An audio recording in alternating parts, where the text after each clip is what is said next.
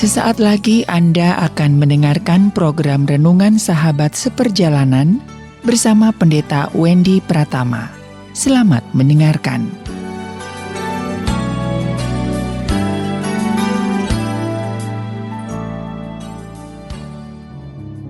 Selamat berjumpa kembali dalam layanan audio Sahabat Seperjalanan. Hari ini adalah hari Sabtu, 5 Juni 2021. Happy Weekend.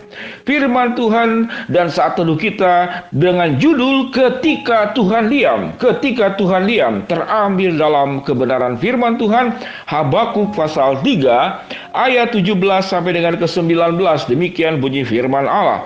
Sekalipun pohon ara tidak berbunga, pohon anggur tidak berbuah, hasil pohon zaitun mengecewakan. Sekalipun ladang-ladang tidak menghasilkan bahan makanan, kambing domba terhalau dari kurungan. Namun aku akan bersorak-sorak di dalam Tuhan, beria-ia di dalam Allah yang menyelamatkanku. Allah Tuhanku itu kekuatanku. Ia membuat kakiku seperti kaki rusa. Ia membiarkan aku berjejak di bukit-bukitku. Mari kita berdoa. Bapa yang di dalam sorga, seringkali praduga, prasangka tidak hanya kami lakukan kepada orang-orang yang ada di sekitar kami yang kami tidak sukai, namun praduga dan prasangka buruk itu seringkali juga kami tujukan kepada Engkau. Dan menganggap tatkala Tuhan tidak melakukan apa yang diharapkan, dan kami seringkali menganggap bahwa Tuhan itu diam, Tuhan itu tidak bergerak, dan Tuhan tidak bertindak. Kami mau belajar ya Tuhan kebenaran firman Tuhan ini. Dalam nama Tuhan Yesus kami berdoa, amin. Shalom sahabat seperjalanan yang dikasihi Tuhan. Ketika Tuhan diam, seberapa banyak sahabat seperjalanan yang merasakan hal ini? Saya sudah berdoa, saya sudah memohon, saya sudah meminta, saya yakin minggu depan akan terpenuhi, saya percaya bulan depan Tuhan akan jawab. Ternyata ditunggu seminggu, ditunggu sebulan, kenyataan tidak seperti yang diharapkan. Demikian juga dalam kondisi di dalam kitab Habakuk. Ini tentang bangsa Yahudi di dalam waktu 7 sebelum Masehi. Saat itu adalah saat di masa peperangan dan orang Yahudi ada di dalam pembuangan. Mereka sedang diserang oleh siapa? Orang-orang Kasdim yang menaklukkan Mesir pada zaman Firaun pada saat itu. Mengapa Tuhan seakan-akan diam? Latar belakangnya adalah orang Yahudi pada saat itu, pada zaman Nabi Habakuk, nabi-nabi kecil, mereka melakukan kejahatan, mereka melakukan tindakan ketidakadilan, mereka melakukan pemberontakan. Jadi ada latar belakang dosa-dosa yang diperbuat, yaitu satu kata, ketidaktaatan orang Yahudi kepada Allah. Ini persoalannya. Apakah ada hubungannya kalau ketidaktaatan lalu seakan-akan Tuhan diam? Mari kita belajar dalam kehidupan rumah tangga. Berapa banyak kita yang sebagai pernah jadi orang tua, anak-anak kita sudah besar atau anak-anak kita masih dalam bagian kita.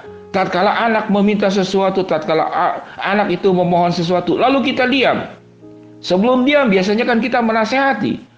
Mengapa kita kadang-kadang mendiamkan kehendak dan keinginan anak? Supaya anak berpikir, supaya anak katakanlah introspeksi. Tatkala anak introspeksi, tatkala anak itu berpikir, lalu datang anak itu kepada kita sebagai orang tua. Papa, mama, apa salah saya sehingga papa, mama tidak merespon apa yang saya harapkan? Maka sewaktu anak itu membuka percakapan seperti demikian, pasti kita tidak akan diam. Kita akan menjelaskan. Kita akan memberitahu, kita akan memberikan katakanlah arahan dan bimbingan. Mengapa? Karena hati anak terbuka kepada Tuhan. Tatkala hati anak hanya terbuka kepada keinginannya dan menutup diri kepada katakanlah bimbingan dan tuntunan dari kita sebagai orang tua, ada langkah yang biasa dilakukan oleh orang tua. Kita menasehati, kita marah-marah mungkin, kita ngomel-ngomel, kadang-kadang juga mengambil sikap, yaitu diam. Disinilah bangsa Yahudi itu seakan-akan Tuhan diam, itu Tuhan tidak bergerak. Tuhan itu sedang berbicara kepada orang Yahudi, yaitu Allah berbicara dengan cara diam. Mengapa Allah diam? Karena supaya orang Yahudi itu berpikir, apa kesalahan yang sedang diperbuat oleh mereka. Alkitab mencatat, mereka melakukan kejahatan. Saya tidak urai kejahatannya seperti apa. Silakan membaca kitab Nabi Habakuk. Mereka melakukan ketidakadilan kepada sesama mereka. Dan mereka melakukan berbagai macam pemberontakan. Baik juga kepada Allah. Sahabat seperjalanan yang dikasihi Tuhan, saat pandemik ini adalah saat-saat yang kita merasa ketika Tuhan itu sedang diam atau sedang mendiamkan kita. Sedangkan kondisi kita, kondisi yang bagaimana? Yang seperti Alkitab katakan, pohon ara tidak berbunga, buah anggur tidak berbuah, zaitun mengecewakan, ladang-ladang tidak menghasilkan, kambing domba terhalau dari kurungan. Kita sedang terpuruk kondisi begini. Kita berdoa dari awal pandemi, paling lama 1 tahun selesai. Namun ini sudah lewat 1 tahun. Dan prediksi kemudian katanya 2 tahun. Itu pun juga tidak pasti. Sekian tahun Allah mengizinkan wabah penyakit yang bernama corona, yang bernama COVID-19 yang kita anggap akan selesai. Lalu timbul lagi varian baru. Varian baru dari virus yang sangat mudah menyebar. Kita bertanya-tanya, mengapa begini dan mengapa begitu? Kita menyampaikan harapan dan keinginan kita kepada Allah. Mengapa ya Allah? Mengapa begini dan mengapa begitu? Kita membuka seluruh isi hati kita. Namun apakah kita mendengar suara Tuhan? Apakah hati kita terbuka kepada suara Tuhan? Jangan-jangan sewaktu Allah sedang diam, itulah cara Allah berbicara kepada kita. Yaitu bagaimana? Kita sibuk mengoreksi diri, apa yang salah pada diri saya, ya papa, ya mama, ya Allah. Yang disebut sebagai Bapa buat kita semua sebagai anak-anaknya. Maka kesibukan yang kita harus lakukan adalah mengevaluasi diri, bercermin. Apakah selama ini hidup kita apa yang salah waktu berjalan dengan Allah? Sewaktu semuanya itu lancar-lancar saja, apa yang salah? Oh, aku tidak bersyukur kepada Allah. Aku lupa memberikan persembahan. Aku lupa membantu orang lain. Aku berlaku tidak adil. Aku arogan. Aku sombong. Aku tidak lagi menjadi bendahara Allah yang baik. Semuanya berbicara tentang tema yaitu diri kita dan diri kita.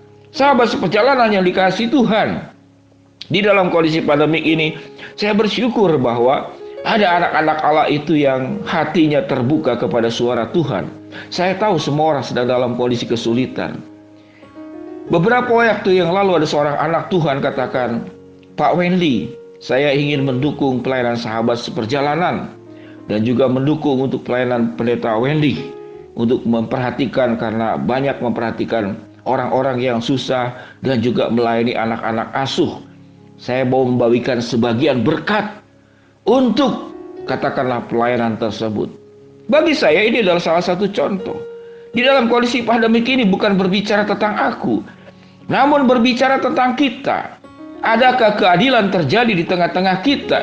Yang kuat menolong yang lemah, yang sehat mengurus yang sakit, yang lancar membuka jalan kepada mereka yang terhambat dalam kehidupan ini. Ada saatnya Tuhan itu menolong, tidak hanya Tuhan sendiri yang bergerak langsung melakukan mujizat-mujizat yang luar biasa dan terjadi seketika. Namun Allah juga menitipkan mujizat-mujizat itu ada di dalam diri kita. Bagaimana hati kita menjadi penuh dengan kemurahan. Bagaimana hati kita bisa tergerak untuk saling menopang, saling mendukung, saling menolong, saling bekerja sama, saling membantu, saling meringankan beban satu dengan yang lain.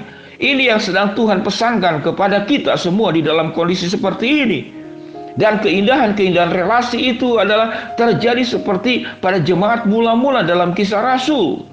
Mereka itu saling menolong satu dengan yang lain. Sahabat seperjalanan, itu makna rohani yang saya tangkap di dalam kondisi seakan-akan itu Tuhan diam dan Tuhan tidak berbicara.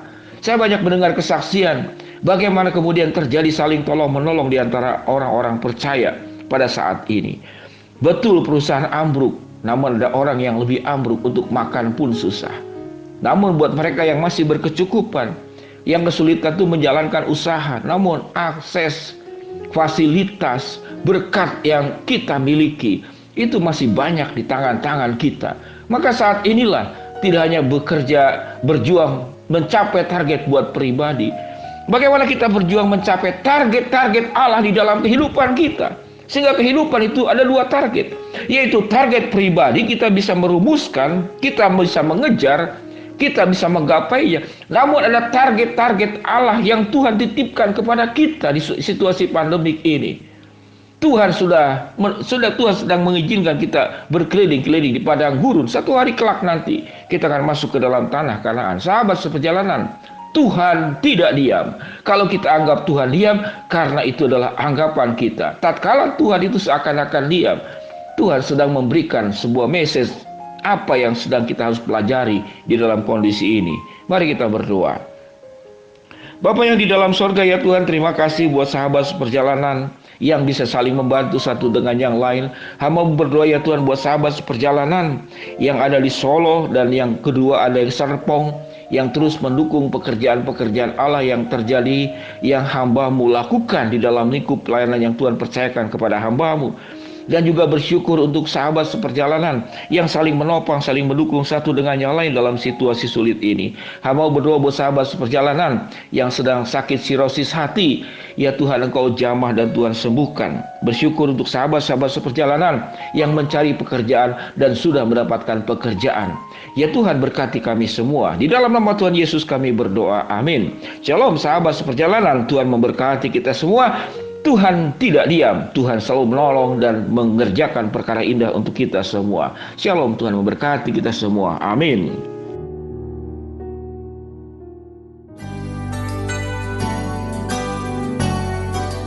Anda baru saja mendengarkan program Renungan Sahabat Seperjalanan bersama Pendeta Wendy Pratama. Terima kasih atas perhatian Anda. Tuhan Yesus memberkati.